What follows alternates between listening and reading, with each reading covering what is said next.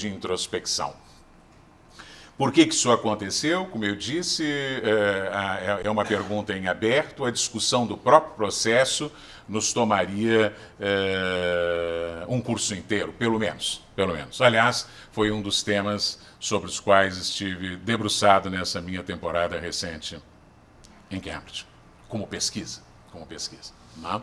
Pois bem, mas do ponto de vista que nos interessa aqui, isto é, como se formou o sistema mundial, o consenso é que esse sistema, dentro do qual vivemos nos últimos 500 anos, se formou neste mesmo período do longo século XVI, que havia uma atividade econômica extremamente dinâmica na Índia e na China, e uma atividade econômica menos dinâmica dentro da Europa, mas esse sistema mundial nasceu e se impôs a partir da Europa.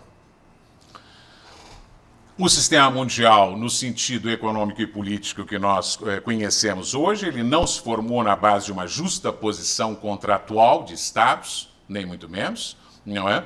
Nem de uma somatória espontânea de mercados. Tá certo? O sistema mundial não é um produto do comércio de longa distância, exclusivamente, tá certo? Nem é o produto de algum tipo de acordo ou negociação ou contrato interestadual. Isso é como se o sistema mundial tivesse nascido por uma justaposição de partes equivalentes ou equipotentes. Não foi assim que o sistema mundial se formou, não é? Na verdade, o sistema mundial foi uma construção europeia e foi uma construção, digamos assim, das armas e do dinheiro que sustentou a expansão contínua do poder imperial dos primeiros estados territoriais europeus, os ibéricos no século XVI e XVII e os do norte da Europa nos séculos XVIII até o século XX. Tá certo? Isto é, os estados que sucederam às cidades-estados, às cidades-repúblicas italianas, foram os grandes responsáveis por essa projeção do poder europeu à escala mundial. Isto é, não existe algo com uma globalização espontânea dos mercados, nem existe algo com uma espécie de avanço espontâneo dos estados nos territórios vizinhos desocupados. Não. O que existe é uma expansão, digamos, uma compulsão expansiva, um ir para fora desses primeiros estados que nascem no norte da Europa, sob a pressão, de um lado, do Império Habsburgo, também conhecido como Império, não era propriamente o Império Espanhol, mas enfim, não é? E por outro lado, do Império Otomano. Isto é, a Europa que nós estamos olhando, de onde nasce o sistema mundial, no século XV, até o século XV, basicamente é um sistema mediterrâneo, não é? Comandado por cidades que faziam os nexos financeiros e os nexos comerciais, e que tinham algum tipo de relacionamento, evidentemente, com o Império, ou os pedaços do Império muçulmano e depois do Império Otomano, né? Em particular, Veneza. Pois bem, esse Império Otomano no século XV pressiona a Europa pelo lado de cá, e pelo lado de cá, o Império Habsburgo, que junta Madrid com Viena, pressiona pelo lado de cá. Desse confronto, digamos, entre otomanos e habsburgos, nasce o conceito da Europa. Brodel, em algum momento, disse que os muçulmanos converteram os europeus ao cristianismo. Não? Outro dia, escrevi um artigo sobre a questão da Europa, e onde eu dizia, na contramão de Brodel, pelo menos Brodel se enganou, afirmou só a meia verdade, porque os europeus reconverteram os turcos ao islamismo, num período onde o islamismo estava em franco processo de perda de teor expansivo agressivo no século X, no século XI. Então, digamos, esta é uma relação entre ego e alter ego, onde não há mocinhos nem bandidos. Não é? Ambos se envolveram numa relação de longos séculos que ajudou a construir a sua própria identidade mútua pelas similitudes e pelas diferenças. Mas desse confronto, para o que nos interessa aqui, Esse confronto é um dos grandes responsáveis pelo deslocamento progressivo do centro do poder político e do centro do poder econômico do espaço mediterrâneo para o Mar do Norte. Não é? É desse confronto entre esses dois grandes impérios que nasce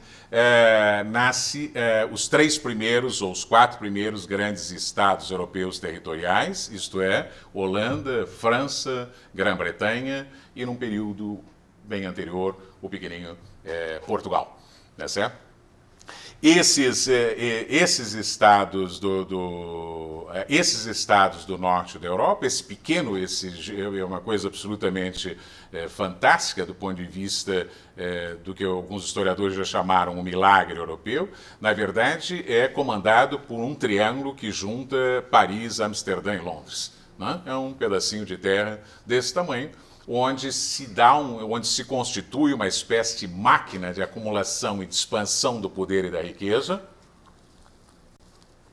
que será responsável pela formação do Estado Nacional, pela revolução financeira que criou o capital financeiro europeu nacional e, finalmente, pela Revolução Industrial e pela formação dos primeiros grandes impérios territoriais globais europeus. Não é?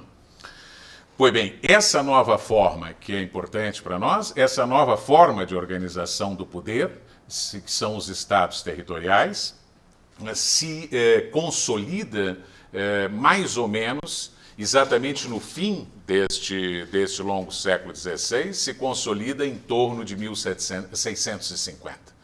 Por que se considera que é esse o momento da consolidação? Por 2 razões. Em primeiro, porque 1648 é o fim da Guerra dos 30 Anos na Europa, não é?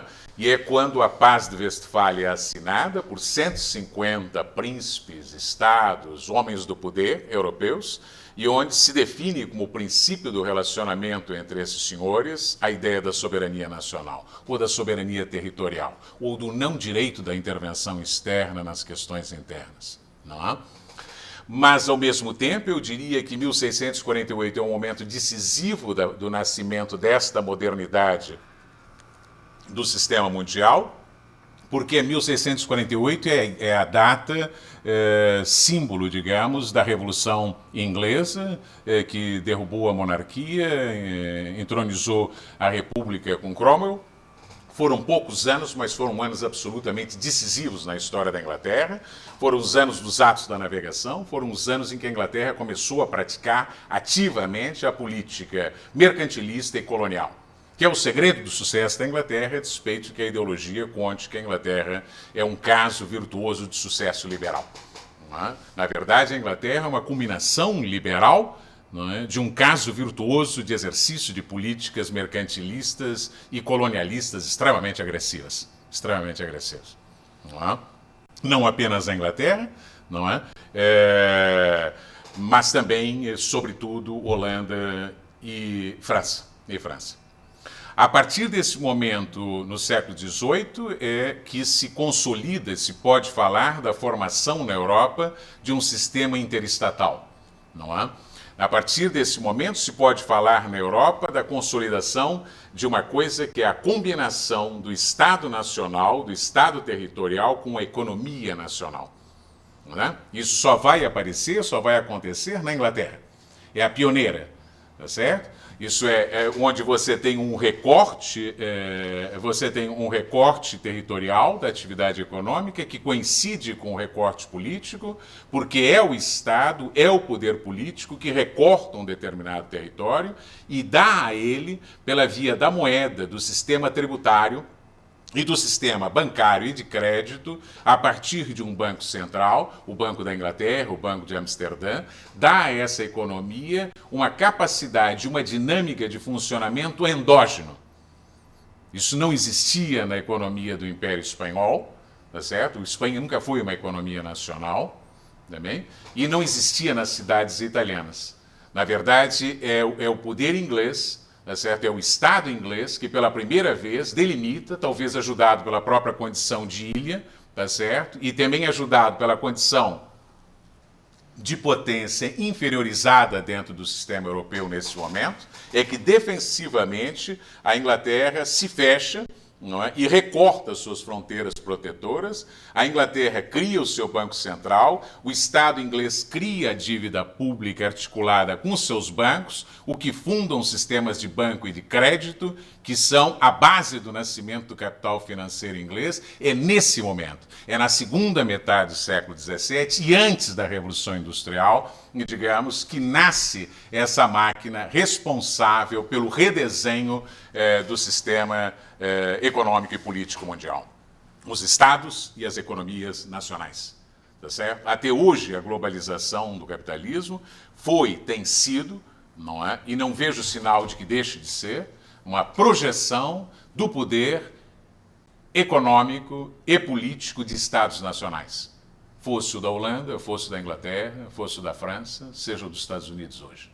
Tá certo?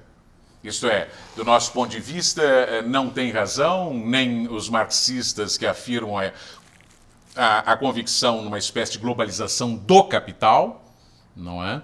Nem tem razão os conservadores ou liberais que afirmam haver uma espécie de incompatibilidade entre o capital que quer se globalizar e os estados que são mesquinhos e querem conter o capital dentro das fronteiras nacionais. É uma visão, do nosso ponto de vista, absolutamente equivocada do que foi a trajetória de construção do capitalismo e do sistema mundial interestatal. Não é? Pois bem, ainda do ponto de vista puramente histórico, político e estilizado, no século XVIII, de 1700 para frente, esse sistema de estados que nasce na Europa, que são muito pouquíssimos, né? Tem uma ideia assim, nasceram os estados, tudo virou estado. Não. Na Paz de Westfália havia 150, vamos chamar assim, príncipes sentados lá, não é? Desses 150 príncipes, homens de poder, uns 6 ou 7 eram estados nacionais. O resto eram principados, republiquetas, bispados, eleitorados, enfim, qualquer outras impérios, outras formas de poder que não o Estado. O Estado era uma forma minoritária, não é? Então, do nosso ponto de vista, o segredo da história não está propriamente no Estado, não é o Estado eliminou os impérios, não, de jeito nenhum, não é? Do nosso ponto de vista, o que aconteceu é que esses Estados, na medida em que eles, digamos, endogenizaram a sua parcela da economia do mundo, entende? Eles também criaram uma espécie de potencial expansivo que é no campo do capital e no campo do poder. Tá certo? E é isso que fará que o século XVIII seja uma espécie de um século onde o sistema funcionou sobre um eixo básico, que foi o eixo da competição e da guerra crônica, permanente, da disputa permanente pela supremacia entre Inglaterra e França, sobretudo depois do momento em que a Holanda praticamente se fundiu com a Inglaterra em 1688. Aliás, é uma história fantástica esta, porque os ingleses contam essa história, uma história da gloriosa Revolução, quando, na verdade, a gloriosa Revolução Inglesa foi uma gloriosa invasão. Foi a invasão dos holandeses que invadiram a Inglaterra e tomaram o poder na Inglaterra com Guilherme de Orange. Não? Mas nada como estar numa posição de poder para escrever a história conforme lhe pareça melhor aos seus interesses. De tal maneira que passou a se chamar a invasão vitoriosa da Inglaterra pela Holanda de gloriosa Revolução Inglesa, não é? Porque meia dúzia de aristocratas ingleses traíram a coroa e se alinharam com o lado das tropas holandesas, mas isso não chega a fazer inglesa a invasão holandesa do território inglês. Depois desta praticamente fusão de capitais financeiros e das grandes companhias holandesas e inglesas, na verdade, a partir de 1700, sobretudo depois da Guerra de Sucessão da Espanha, entende? A disputa será durante um século entre a França e a Inglaterra pela supremacia na Europa e pela supremacia colonial no mundo. Essa bipolaridade passa a ser o eixo decisivo que ordena, que marca o ritmo, a pulsação do sistema mundial. Tá certo? Isto é, a partir desse momento, de fato, vocês podem falar, não é, da existência